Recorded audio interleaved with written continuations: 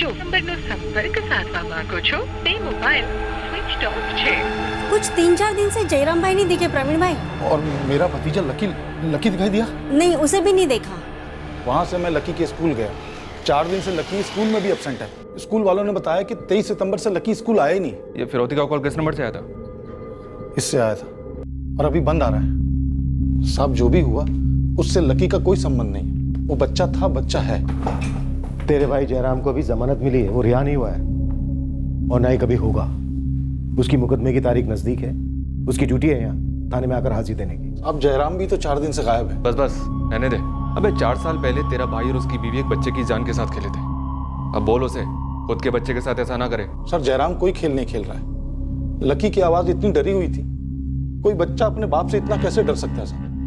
उसकी आवाज से लग रहा था कि वो किसी के कब्जे में है। साहब वो अगवा हुआ है। चोर के घर में चोरी। और ये जो सस्पेंस किडनैपर है जिसने तेरे से 20 लाख रुपए मांगे हैं, तेरे पास है 20 लाख रुपए देने के लिए? हाँ है साहब। अच्छा, और ये बात तेरे भाई जयराम को मालूम है ना? हाँ साहब, लेकिन जैसा आप सोच रहे हैं ऐसा नहीं है। जयराम ने कुछ नहीं किया साहब। कोई तो है जिसने जयराम पे नजर रखी होगी।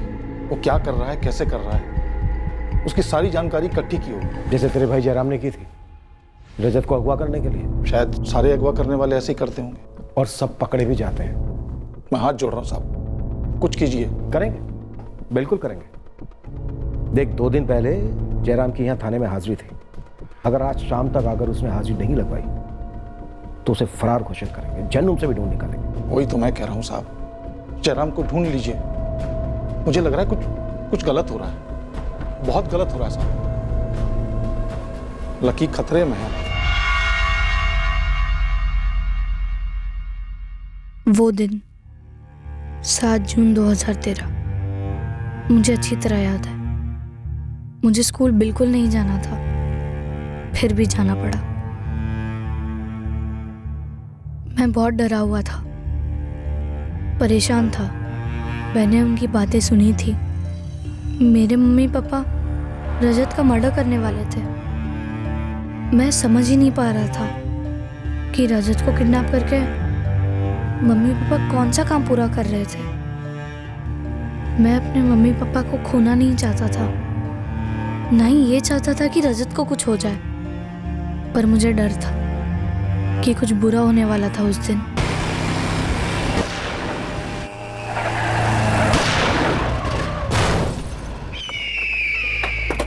उस दिन बाद में पता चला कि इससे पहले वो अपना काम पूरा करते मेरे मम्मी और पापा को पुलिस ने पकड़ लिया। हाँ, रजत घर पहुंचा? अभी तक नहीं पहुंचा। सर रजत घर नहीं पहुंचा? जयराम के घर नहीं है तो गया कहाँ वो? बच्चा कहाँ है? रजत कहाँ है? बोलो। वो यहाँ नहीं है। वो तो हमें भी दिख रहा है यहाँ नहीं है। कहाँ है? क्या किया बच्चे के साथ? हमने रजत के साथ कुछ नहीं किया। जब हम यहाँ आए उसे खोलकर उसके घर भेजने तो वो नहीं था यहाँ। आखिरी बात पूछ रही, बताओ रजत के साथ क्या किया तुम दोनों ने? जहर दिया, गला दबाया या फेंक दिया? ऐसा कुछ भी नहीं किया हमने। मुझे लगता है वो खुद को छुड़ा कर भाग गया। 3 महीने से नहीं भागा। जब हम आज ढूंढने आए तो आज ही भाग गया। बॉलीवुड की फिल्म समझ के रखी है। जयराम की खाल तो खिंचेगी खिंचेगी,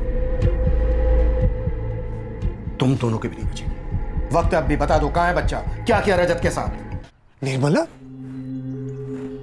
इसमें शामिल थी? हाँ, तुम्हारी पड़ोसन निर्मला सोलंकी। लेकिन वो तो हरदम हमारे साथ रहती थी, सहारा देती थी, आदित्य को डॉक्टर के पास ले जाती थी, हमेशा हमारी मदद करती थी। निर्मला तुम्हारी मदद नहीं कर रही थी, बल्कि जयराम की मदद कर रही थी। तुम लोगों के साथ रहकर वो नजर रख रही थी हमारी हर चाल पर, तुम्हारे घर में हो रही हर बात पर। दरअसल निर्मला ही वो कड़ी है जिसकी वजह से तुम्हारा बेटा रजत अगवा हुआ। मैं सोच भी नहीं सकता था निर्मला ऐसा करेगी। और जयराम, भावेश भाई, इतना बड़ा धोखा। तुम लोग जयराम को कैसे जानते हो? भावेश भाई ने पूरे घर का फर्नीचर बनवाया था, सन 2012 की बात है। ये इस जयराम को कॉन्ट्रैक्ट दिया था।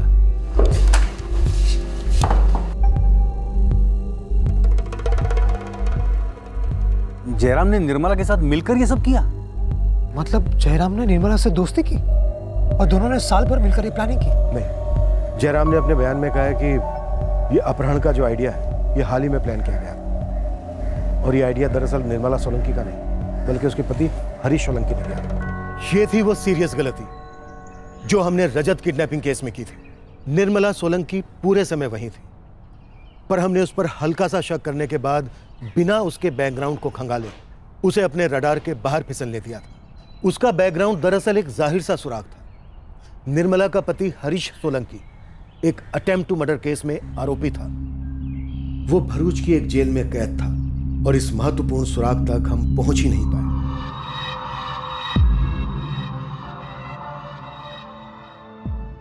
मुझे मेरी मम्मी के साथ रहना था, लेकिन बड़े पापा बोले मैं मम्मी के साथ जेल में नहीं रह सकता।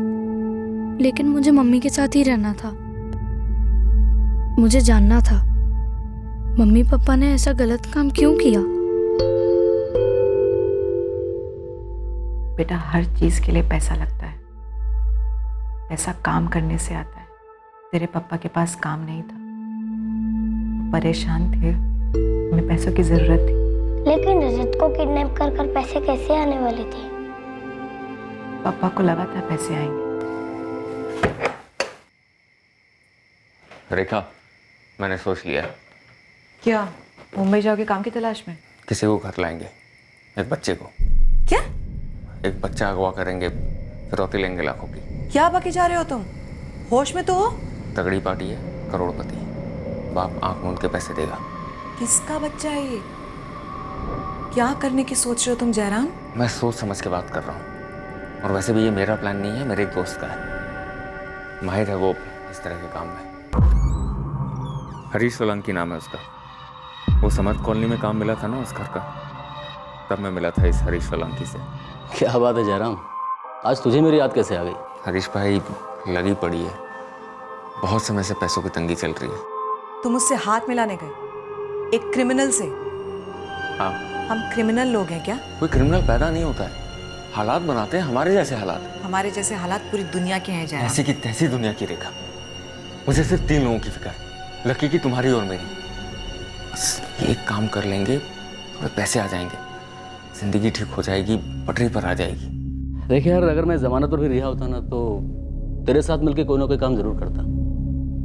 लेकिन इस बार जमानत की रकम बड़ी है, अटेम्प्ट टू मर्डर है ना, और मेरी पत्नी निर्मला भी रकम जमा नहीं कर पाई। अब मेरी यहाँ से कोई मदद नहीं कर सकते क्या? मतलब कोई तरीका बता दो, और जो भी पैसे आएंगे उससे आपकी बेल भी हो जाएगी। ये चोरी डाका कोई दूध भात है क्या? तजुर्बा लगता है, गैंग लगती है। एक दूसरा रास्ता है मेरे पास, आसान भी, और तू अच्छा माल छाप लेगा। क्या तरीका है बताओ ना। भावेश याद है तुझे? भावेश मेहता, अरे मेरा पड़ोसी, वही जिसके यहाँ तूने फर्नीचर का काम किया था। हाँ, भावेश मेहता, पैसे वाला तो है। उसके घर पे डाका डालना है क्या? घर पे नहीं, दिल पे। दिल पर मतलब? भावेश और उसकी पत्नी, इन दोनों की जान बसती है उनके बेटे रजत में। मैं उसके किडनैपिंग की बात कर रहा हूँ। हाँ, लेकिन करेंगे कैसे? मतलब मैंने उसके बच्चे को देखा तो है, लेकिन वो मेरे पास आएगा क्यों? आएगा क्योंकि मेरी पत्नी निर्मला ने न सिर्फ रजत को देखा है बल्कि उसकी देखभाल भी की है। निर्मला ने गोद में खिलाया उसे, और वो उसे अदिति से बढ़कर मानता है। निर्मला मदद करेगी तेरी, लेकिन 50% उसका। निर्मला से बात हो गई है मेरी। बात भी हो गई तुम्हारी? बात पक्की भी हो गई। निर्मला को रजत की पूरी दिनचर्या मालूम है, कब स्कूल आता जाता है, कब अकेला रहता है। सही वक्त पे निर्मला रजत को मेरे हवाले कर देगी। और आप बच्चे को रखेंगे कहाँ? और कहाँ, यहीं। यहाँ? और लकी? लकी बहुत छोटा है, उसको कुछ समझ में नहीं आएगा। कितने पैसे मांगने वाले हो तुम? हरीश ने बोला कि 75 लाख तो कहीं नहीं गए, इतना तो भावेश मेहता आराम से दे देगा। और उसका आधा उस निर्मला को जाएगा? हाँ, और प्रिया को निर्मला जो देना चाहे दे देगी। अब ये प्रिया कौन है? प्रिया हरीश की बहन है, वो हमारे इस प्लान में मदद करेगी। हम कल रजत को उठाएंगे, और उसके बाद जयराम कुछ भी हो, जो भी हालत में हो, मरने की हालत में हुए ना, तब भी मुझे फ़ोन नहीं करोगे, ठीक है? और जो भी बात होगी वो मेरे और प्रिया के बीच होगी, और प्रिया तुम्हें बताएगी। हम दोनों के पास दूसरे फ़ोन से बात करने के लिए। और जयराम, हम दोनों कभी फ़ोन पर बात नहीं करेंगे, हमेशा मिलकर बात करेंगे, आमने सामने। मम्मी, मैं तुम्हें छोड़कर नहीं जाऊंगा, नहीं जाऊंगा। मैं तुम्हारे साथ ही रहूंगा। तूने कुछ गलत थोड़ी ना किया है लकी। गलत तो तेरे मम्मी और पापा ने किया है। तू यहाँ नहीं रह सकता बेटा। लेकिन मुझे तुम्हारे साथ ही रहना है। मैंने बोला ना लकी, तू यहाँ नहीं रह सकता। हमने बहुत ज्यादा गलत कर दिया है। मैं मम्मी को छोड़कर जाना ही नहीं चाहता था, लेकिन वो मुझे वहाँ रहने ही नहीं दे रहे थे। बस उस एक ही रात रहने दिया।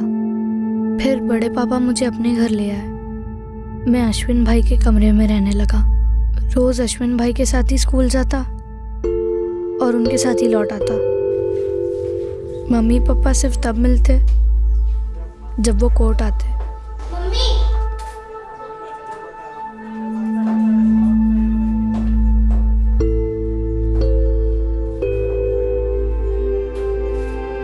पापा,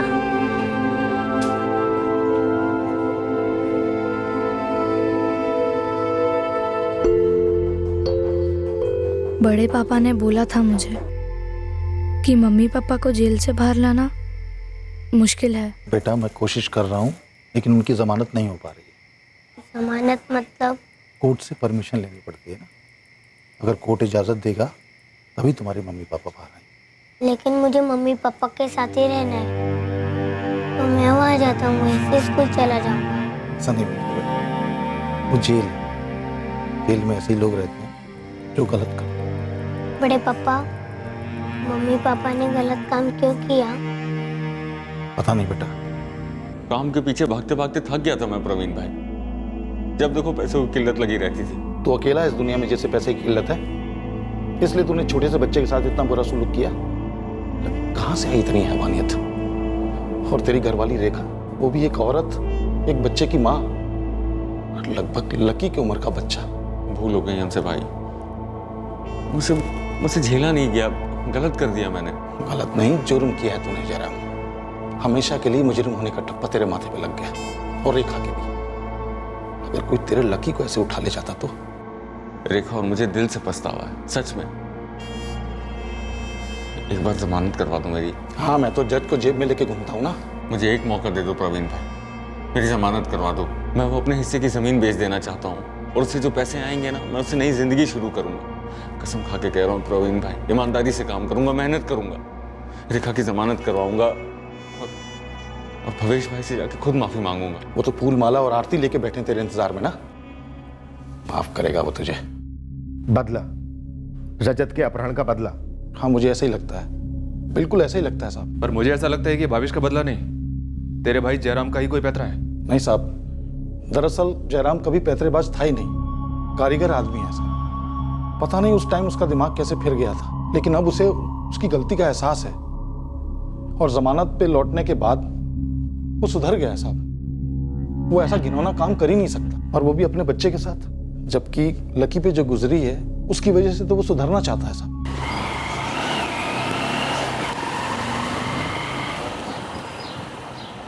मैंने लकी को बताया नहीं कि तेरी जमानत हो गई है, स्कूल में ही है वो। अक्टूबर 2016 चल रहा था। एक दोपहर को जब मैं स्कूल से आया, मैं इतना खुश हुआ कि मैं बता ही नहीं सकता। पापा लौट आए थे, अब मुझे मम्मी चाहिए थी। अब हम मम्मी को भी बाहर निकालेंगे और फिर से नया घर बनाएंगे, ठीक है? सर, नवसारी में हमारी पुश्तैनी जमीन थी, वो बेची तो अच्छी खासी रकम मिल गई।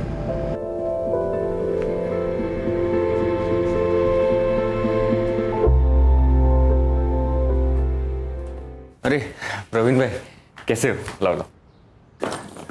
लकी बड़ा खुश है नए घर में। लेकिन तू अब इस घर को गंदा मत करना, समझ रहा है ना क्या बोल रहा हूं मैं?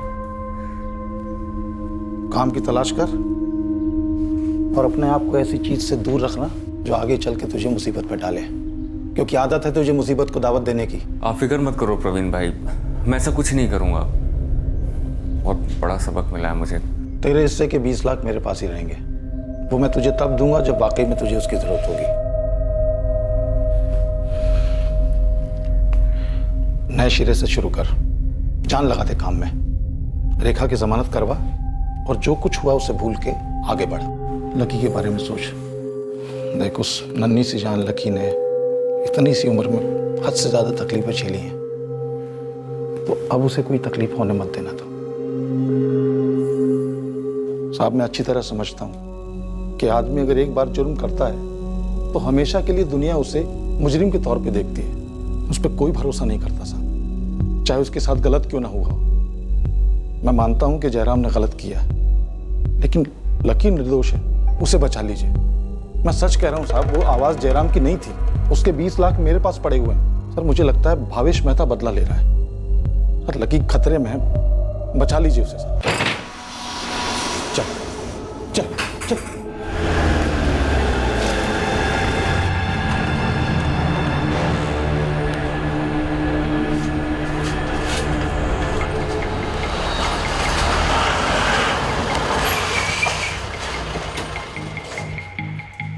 अगर जयराम के बच्चे के साथ वही हुआ है जो मेरे रजत के साथ हुआ था, तो मुझे तकलीफ नहीं होनी चाहिए, मुझे उल्टा खुश होना चाहिए ना।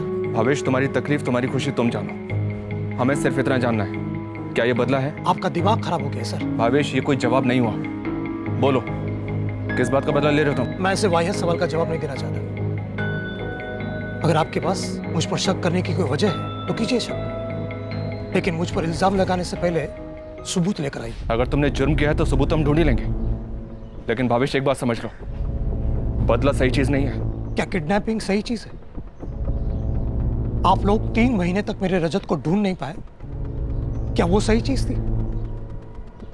4 साल हो गए उस हादसे को। मेरी बीवी आज भी रात को नींद में चीखती है, दिन भर खामोश रहती है, मुट्ठी भर गोलियां खा के पड़ी रहती है, क्या वो सही चीज है? लेकिन बदले से कुछ नहीं बदलता, उल्टा दर्द का सिलसिला दोबारा शुरू हो जाता है। तो रोको उसे, और इस बार जरा जल्दी।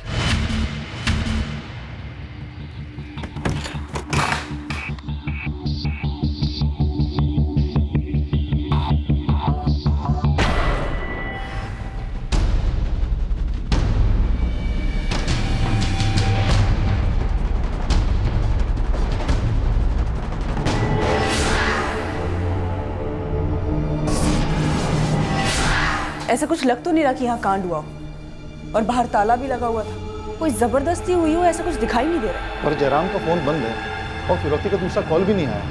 मुझे लकी की फिक्र हो रही है मैडम। मैं अभी भी आपसे कह रहा हूँ, आप एक बार भावेश से फिर से पूछताछ कीजिए। सर, भावेश के बर्ताव से पता लगाना थोड़ा मुश्किल है कि लकी के अगवा होने से उसका कोई ताल्लुक है या नहीं, पर हो सकता है जो कुछ भी हुआ है उसका गुस्सा अब भी उसके अंदर पल रहा हो। जयराम एक आरोपी है, लेकिन जयराम को हमें ढूंढना होगा लकी को ढूंढने के लिए। सर, जयराम का फोन स्विच ऑफ हुआ 22 सितंबर की रात को, उसी के एरिया में जहां उसने नया घर खरीदा है। भावेश के फोन रिकॉर्ड्स क्या कहते हैं? हो सकता है उसने ये कांड किसी के थ्रू करवाया हो, बदला लेने। ऐसा कोई शक करने वाला नंबर नजर तो नहीं आया सर। रजत का आरोपी हमारी आंखों के सामने था, लेकिन हमने उसे पहचाना नहीं। निर्मला रजत और उसके परिवार को जानती थी। निर्मला की मदद से ही पूरे प्लान को अंजाम दिया। इस केस में भी क्या कोई ऐसा है? रजत के केस में निर्मला ने प्लान एग्जीक्यूट जरूर किया था सर, लेकिन मास्टरमाइंड जेल में बैठा उसका पति हरीश सोलंकी था। ये जयराम भी तो जेल में था। हो सकता है जेल के किसी बंदे का इस्तेमाल हो इस कांड में। शायद कोई जयराम के बाहर आने का इंतजार कर रहा था ताकि जेल से उसके छूटते ही उस पर वार कर सके। शायद वो भावेश भी हो सकता है। शशि, पता करो कि जेल में जयराम के करीब कौन था और उसके साथ रंजिश किसकी थी। जयराम का अभी तक कोई पता नहीं चला। और लकी का? किडनैपर्स ने फोन ही नहीं किया फिरौती के लिए दोबारा, जैसे हमने नहीं किया था जब हमने रजत को। इतिहास अपने आप को दोहरा रहा है प्रवीण भाई। हमारे किए की सजा हमारे लकी को मिल रही है। लेकिन पुलिस अब केस को सीरियसली ले रही है। वो जयराम और लकी को ढूंढने की कोशिश तो कर रही है। लकी ने कुछ गलत नहीं किया प्रवीण भाई। रेखा, हम लोग पुलिस की मदद कर सकते हैं। जयराम जब जमानत के बाद तुमसे मिलने जेल आया था तो उसने तुम्हें किसी के बारे में कुछ बताया? मतलब क्या जयराम ने किसी को बताया कि उसे जमीन बेच के 20 लाख मिले? क्योंकि अगवा करने वाला जानता है कि उसके हिस्से के 20 लाख मेरे पास पड़े। नहीं, उन्होंने ऐसा तो मुझे कुछ नहीं बताया, और मुझे लगता भी नहीं है कि वो किसी को कुछ बताएंगे। मेरे, आपके और जयराम के अलावा किसी को कुछ कैसे पता हो सकता है? मुझे तो कुछ समझ नहीं आ रहा, और जयराम का भी कुछ पता नहीं चल रहा। ना लकी का। जयराम ने 3 साल काटे इस जेल में। इस बीच उसके कई साथियों की जमानत हुई, नए आए गए और कुछ ट्रांसफर हुए दूसरे जेल में। ये अमित भावसार, अक्टूबर 2016 में जब जयराम की जमानत हुई थी तब क्या जेल के सेल में जयराम का साथी ये था? हाँ, और इस अमित भावसार की जमानत तो अभी हुई, जुलाई 2017 में। मुझे इस अमित भावसार के सारे रिकॉर्ड चाहिए। वैसे किस जुर्म के लिए अंदर गया था ये? अमित भावसर जी, ये नंबर 44456788 जिसे प्रवीण परमार को फिरौती को कॉल गया था, ये नंबर अमित भावसर के नाम पे रजिस्टर्ड है। 20 लाख कीमत है लकी की जान की। कौन हो तुम भाई? अमित भावसर का कॉल रिकॉर्ड्स, लोकेशन डिटेल्स, जो जो डॉक्यूमेंट्स है आपके पास सारे के सारे मुझे तुरंत भेज दीजिए। ये अमित भावसार का case, out of Surat police का केस, हथियारों के साथ पकड़ा गया। उसका साथी था कुणाल गोहिल। ये रहा।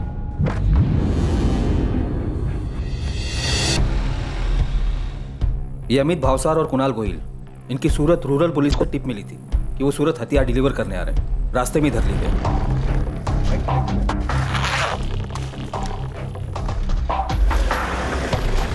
दोनों जुडिशियल कस्टडी में भेजे और जैसा कि मैंने कहा कि अमित की जमानत जुलाई 2017 में हुई और उसकी माँ ने भी काफ़ी मेहनत की थी अमित की जमानत के लिए।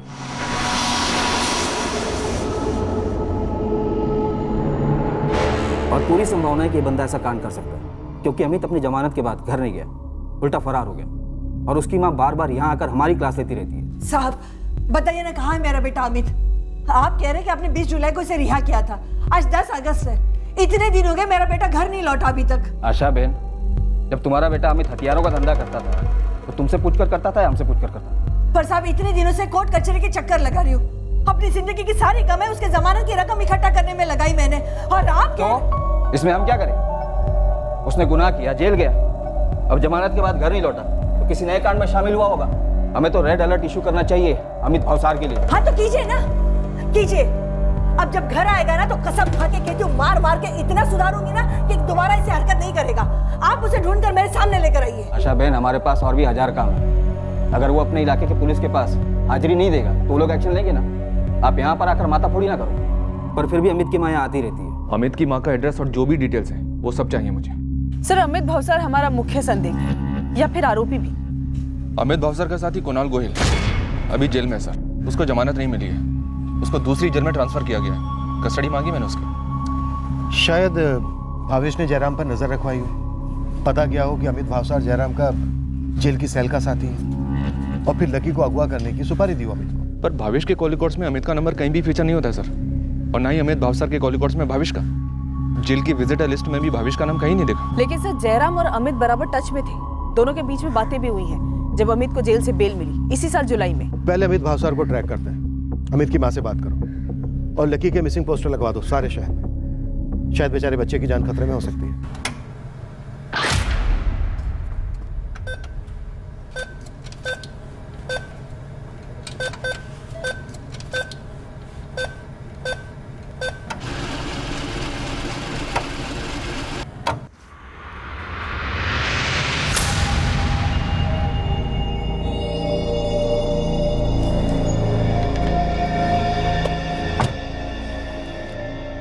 भाई इसके अकाउंट में तो सिर्फ 15,000 ही दिख रहे। एक नया सिम कार्ड का इंतजाम कर। लगता है लकी के बड़े पापा के साथ सीरियस गुफ्तगू करनी पड़ेगी। लेकिन संभल गया, बच्चे का पोस्टर हर जगह लग चुका है। तू गाड़ी आगे ले यार। पोस्टर लगा तो क्या हुआ?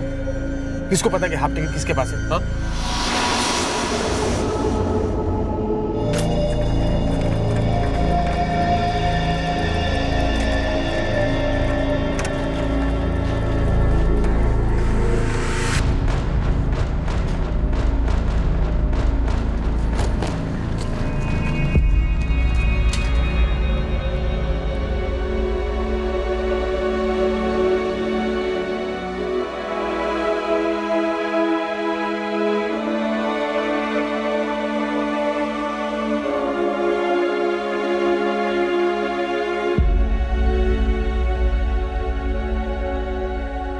सात जून 2013 मैं स्कूल से बीच में ही भाग गया।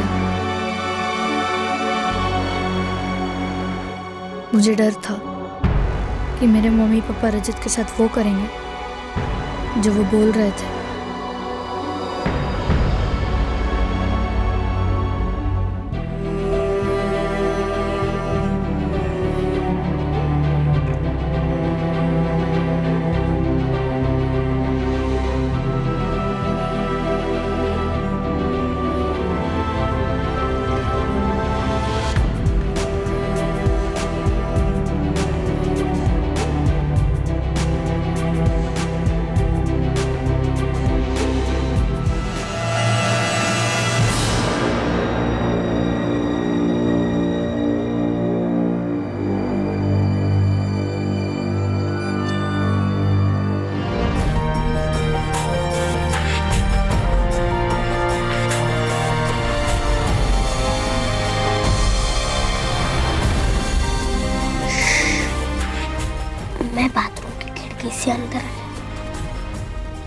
वहीं से भाग जाते।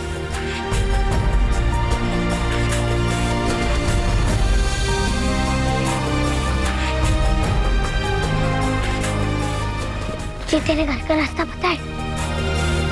चल पता कर दे। सच में सर, हमने कुछ नहीं किया उसके साथ। तो फिर किसने किया है? हाँ?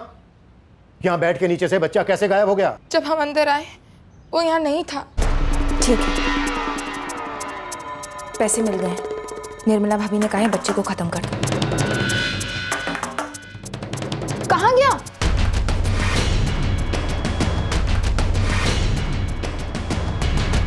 भाग गया क्या? आज ही के दिन? पर कैसे?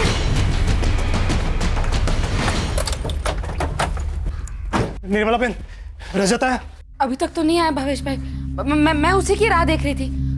कुछ पता चला? अरे वो जयराम फर्नीचर वाला, वो इन सब के पीछे है। सर कहाँ है मेरा रजत? कहाँ है मेरा बच्चा? भवेश जी,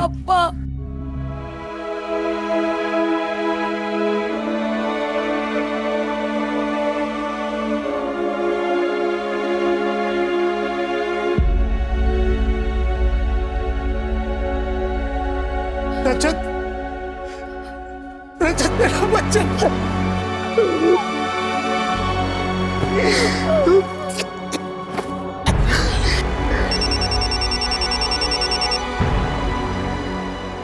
अनीता, रजत आ गया। रजत घर आ गया? हाँ सर, अगर निर्मला वहां है तो उसे भी धर लीजिए। इस प्लान में वो भी शामिल है।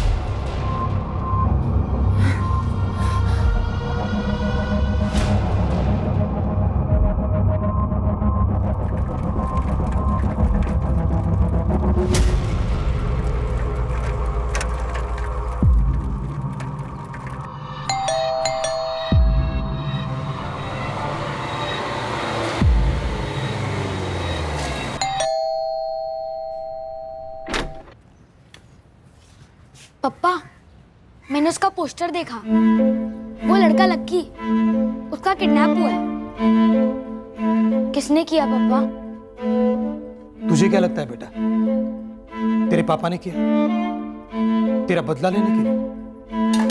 पुलिस भी यही सोच रही है।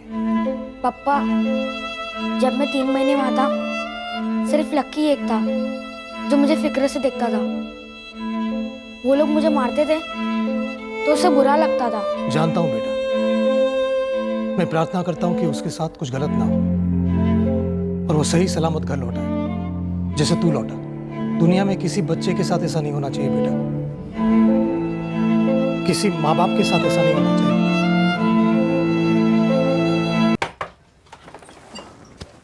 आशा भवसार, हाँ, मिला?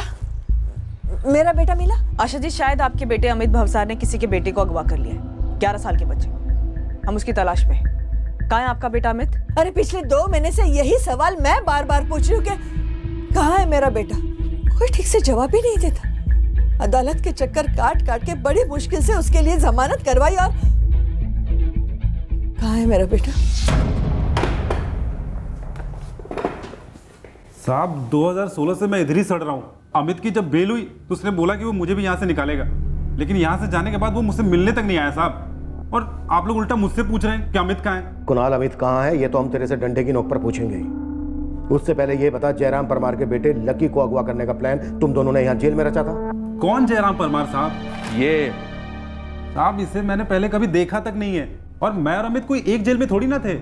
और ये लकी है जो इस वक्त तेरे साथी अमित भवसार के कब्जे में है, और इस केस में अब तुझे भी हम उसका भागीदार बनाएंगे। फिर तो तेरी बेल होने से नहीं। अरे ऐसा मत करो साहब। साहब मैं तो चिरकुट आदमी हूँ, कच्चा नींबू। अमित के छोटे मोटे काम में मैं उसके पीछे पीछे रहता था साहब। उस दिन पहली बार हम लोग हथियार बेचने गए और आप लोगों ने रास्ते में पकड़ लिया। और साहब ये किडनैपिंग कैसे करते हैं मुझे पता तक नहीं है साहब। देख कुणाल, मेरे सब्र को मत आजमा। बोल अमित कहाँ है? बोल। सया, कुछ तो झोल है। ये कुणाल गोयल नहीं है, ये असली अमित भावसार है। जेल में भी हॉलीवुड की फिल्म दिखाते हैं क्या, जहां 2 लोग चेहरा बदलते हैं? चेहरा नहीं, इन दोनों ने सिर्फ एक दूसरे की आइडेंटिटी एक्सचेंज की है। अभी इसकी माँ ने बताया। ये देखो, जेल से बकायदा साइन करके आपका बेटा अमित भावसार बेल पे छूटा था। अब तो यकीन हो रहा है आपको कि वो फरार है? कहाँ जा सकता है? इस बच्चे लकी को उसने अगवा किया है। कहाँ लेके जा सकता है इसे वो? ये सब क्या हो रहा है? ये मेरा बेटा अमित नहीं है। क्यों इस नौटंकी में शामिल हो रही है? बताती क्यों नहीं है? कहाँ है अमित? कैसे नौटंकी? केवी बातों करो छो? क्या मैं अपने बेटे को नहीं पहचानती? ये तुम्हारा बेटा नहीं है? ये मेरा बेटा अमित नहीं है। कुणाल गोहिल, इसके साथ तुम्हारा बेटा अमित हथियार बेचते पकड़ा गया। ये क्या पागलपन है?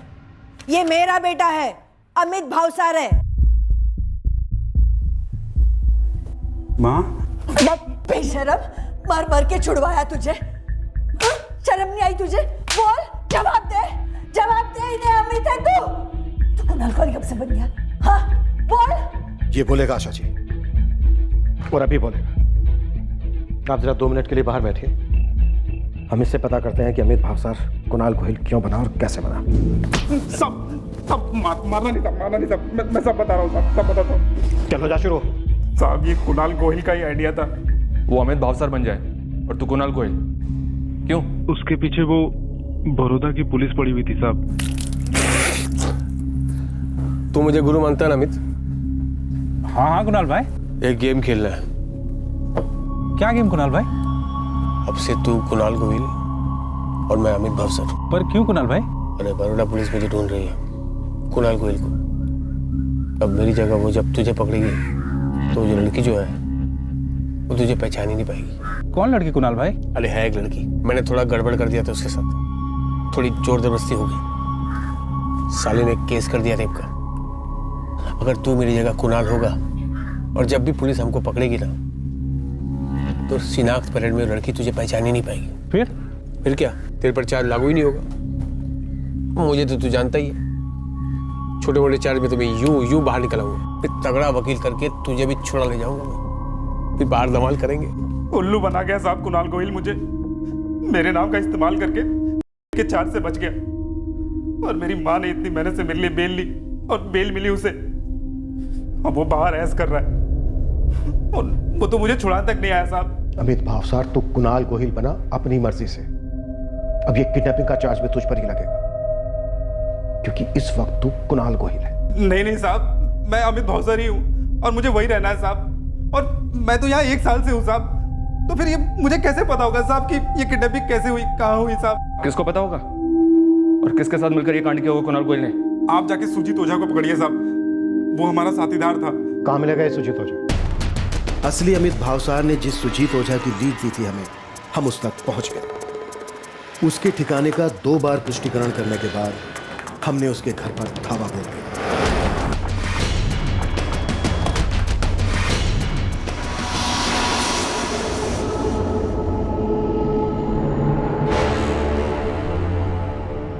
भाई, लक्की के बड़े पापा देंगे 20 लाख रुपए। देखते हैं लकी अपने लिए लकी है या नहीं। 2-4 बार ट्राई मारते हैं।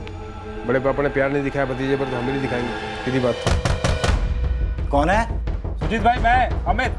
अमित है, जेल से छूट गया साला। खोल। तू कब आया बाहर पे? अभी अभी आया। तुम लोगों को अभी अभी अंदर करना, जेल वापसी। साले अमित धोखेबाज पकड़ा हमें। अब तू वफादार, छुड़वाया ना मुझे। बेटा डरना नहीं, हम पुलिस वाले। ओके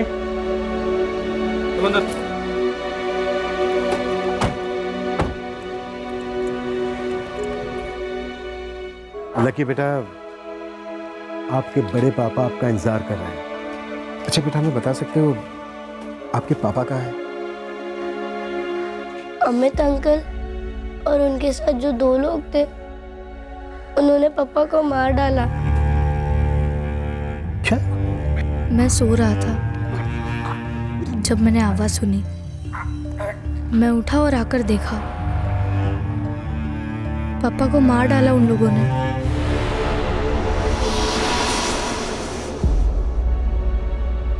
क्या देखा बे तूने? बोल, क्या देखा तूने?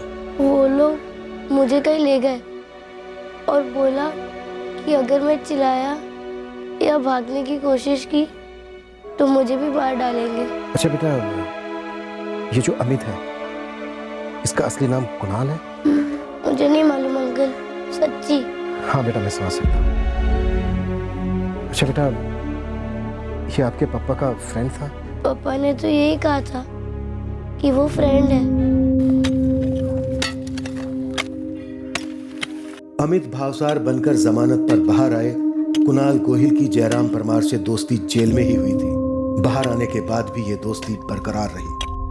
अबे जब तेरे पास जमीन थी, बेच सकता था, पैसे मिलते, फिर क्यों की किडनैपिंग तूने? हाँ, अब देख, इतनी मुश्किल से तुझे बेल मिली और तेरी बीवी अब भी अंदर ही है। गलती हो गई यार अमित, बहुत बड़ी गलती हो गई। जिंदगी भर के लिए मुजरिम का थप्पा लग गया सर पे। रेखा को तो बेल मिल नहीं रही है, मैं भी कब तक बाहर हूँ पता नहीं। बेस्ट बोलूँ, भाग लिया से। मैंने भी यही किया था, जहाँ कांड किया वो इलाका ही छोड़ दिया हमेशा के लिए। तेरी बात अलग है, मेरी अलग है। अभी मैं नई जिंदगी शुरू करने की सोच रहा हूँ, तभी तो ये घर लिया है। अरे घंटा नई जिंदगी, अभी तूने बोला ना तेरे सर पे मुजरिम का ठप्पा है, तो काम काज क्या करेगा भाई तू? कुछ नया शुरू करूँगा। और पैसा मेरा बाप देगा तुझे। पैसे हैं रे, वो ज़मीन बेच के जो पैसे आए हैं वो मेरे बड़े भाई प्रवीण के पास है। हाँ तो ले ले उससे। लूँगा, जब वाकई में ज़रूरत पड़ेगी तो देगा। और अभी कोई गलत काम किया ना, या थाने में हाजिरी नहीं दी, फरार होने की कोशिश की, तो एक पैसा नहीं देगा मेरा भाई। कितने पैसे हैं? 20 लाख। सच? बड़े पापा के पास 20 लाख है, मतलब दिवाली है। पर खुद के पास कितने होंगे? मैं जयराम के साथ 2-4 बार बाहर गया था, उसका बच्चा भी था साथ में। बच्चे को एटीएम कार्ड देकर पैसे निकलवाए उसने। कुणाल भाई, ये जयराम आपको दोस्त लग रहा होगा, मुझे तो मस्त मुर्गा लगता है। और वो है ना प्रवीण भाभी। प्रवीण भाभी? हाँ, प्रवीण भाभी नहीं, प्रवीण भाई। हाँ वही प्रवीण भाई, उसका 20 लाख रोकड़ा। ये प्रवीण भाई भी कुकड़ुकू है, अरसा हो गया अच्छी तंगड़ी खाए, करते हैं ना मुर्गा हलाल। नई वाली बिल्डिंग बन रही है ना, काफी सुनसान है और खुदाई भी हुई है, वहीं दफना देंगे उनको। और कितने मुर्गे काटे, कितनों को दफनाया है? यही एक था साहब, पहली बार ही बैड लक हो गया। बैड लक तो अब शुरू होगा तुम तीनों का। जिंदगी में कभी तुम तीनों मुर्गे की भौंक सुन नहीं पाओगे।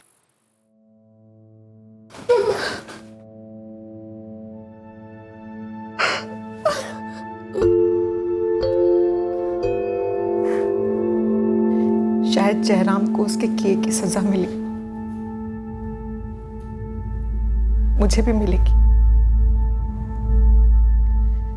लेकिन लकी ने क्या गलत किया था प्रवीण भाई, जो उसने इतना झेला, कितना कुछ भुगता है मेरे बच्चे ने हमारी वजह से। शायद हम लायक ही नहीं थे लकी के माँ बाप बनने के।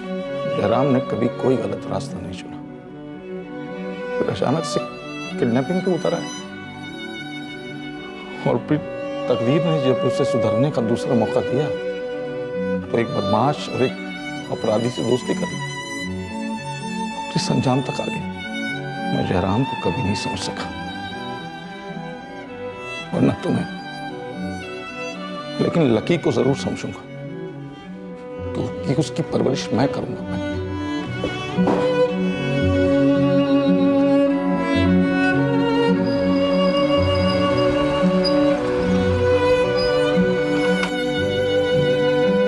मैं अब फिर से अपने बड़े पापा और अश्विन भैया के साथ रहने लगा हूँ,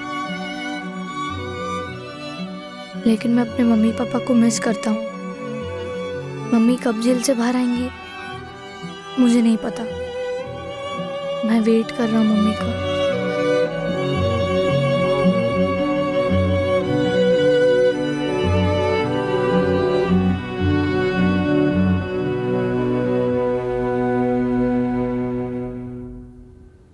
कुणाल गोहिल, सुजीत ओझा और रमेश जाधव को जयराम परमार की हत्या और लकी के अपहरण के चार्जेस पर गिरफ्तार कर लिया गया है।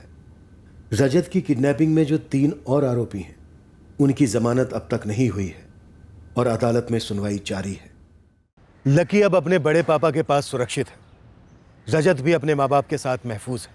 किसी भी संगीन जुर्म में पीड़ित और मुजरिम दोनों के बच्चे सबसे ज्यादा तकलीफ सहते हैं, और यह जुर्म का सबसे भयंकर साइड इफेक्ट है। जुर्म भले ही इस केस जितना संगीन ना हो, छोटे छोटे केसेस में हम कई बार देखते हैं बच्चों पर प्रभाव काफी गहरा होता है। जब बच्चे जुर्म के गवाह होते हैं तब शायद वो ये नहीं समझ पाते कि गलत क्या है, पर उन्हें एक आभास जरूर होता है कि कुछ सही नहीं हो रहा।